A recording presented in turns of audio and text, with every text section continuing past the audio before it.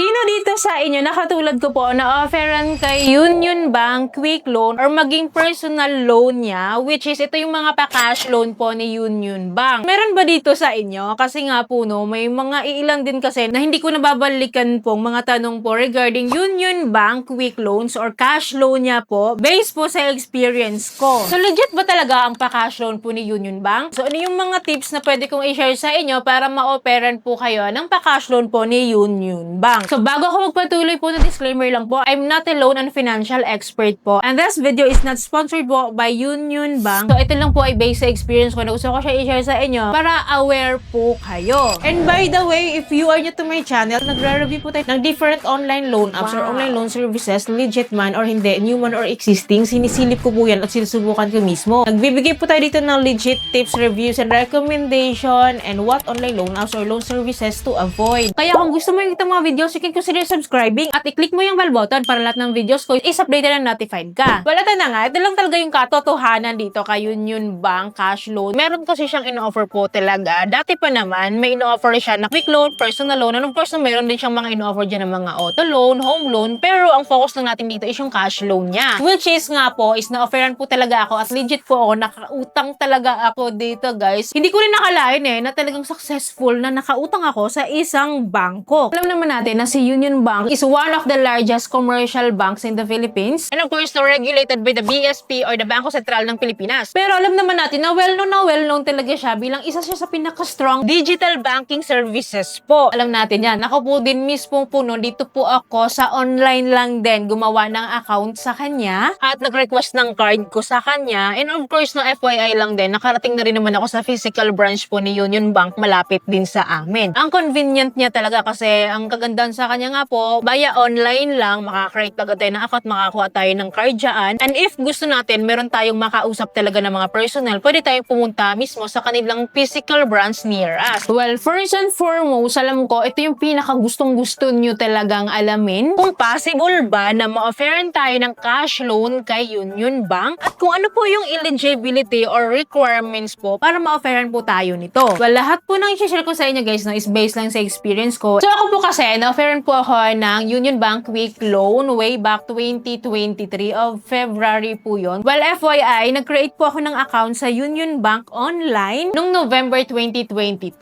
And then February 2023, in-offeran niyo po ako ng Quick Loan. Nagpadala po siya sa akin ng notification via my Viber po, no. So, nakita ko doon. Akala ko nga, scam po nung una. Pero nakita ko kasi, nanggaling kay Union Bank. Sabi ko, legit ito. So, nakalagay po dito that I can apply for a quick loan daw kasi pre-qualified daw po ako. So, sila po nagde-decide nito ha, kung ma-offeran po tayo nito kasi hindi po lahat kasi ng may Union Bank account is na-offeran po nito. So, isa daw po ako sa pre-qualified po na pwede pong mag-loan sa kanila. Nung una, hindi pa ako naniniwala. Pero sabi niya dito, may instruction kasi siya dito, diba, sa Viber kung paano gagawin. Makakautang daw ako up to 20,000 pesos. And then, meron siya instruction dito kung paano ko siya ma-access or kung paano ko siya gawin. And guys, since pre-qualified customer nila po ako, meron silang invite code po na exclusive lang din sa akin. So, itong invite code po na ito, nung nag-apply po ako sa kanila through their website po, no, kasi sinundan ko yung kanilang instruction dito, i-enter ko kasi yan, yung aking invite code. So, ibig pong sabihin po, galing sa kanila yung offer at mataas po yung chance na talagang ma-approve ka. And yun nga po, na-offeran nga po ako at nasagad talaga yon 20,000 pesos po talaga ako na-approve. So, ito na nga, worth it ba mangutang kay Union Bank Quick Loan? Well, sharing with you guys, my experiences and offer and loan details po kay Quick Loan that time na may offer po ako. So, again, na-approve po ako worth 20,000 pesos. And ito po yung loan details ko. So, 12 months to pay siya. Ang haba, diba? So, wala akong ibang choice kundi piliin sa 12 months nun. Kasi yun nga lang po yung offer sa akin. At ginrab ko siya kasi sabi ko maliit lang yung monthly kapag mahaba yung long term. Pero pala guys, no, of course, no, kapag longer term payment, asahan nyo na maiipon yung interest rate at malaki yon. Walang nakikita ko hindi po maganda sa kanya, sa pautang niya, sa quick loan niya. Kasi diba, again, 20,000 yung loan amount niya sa akin. Hindi ko po siya buong natanggap. Ang natanggap ko na lang po is 18,000 pesos kasi may hinihingi po siyang processing fee worth 2,000 pesos. So, parang 10%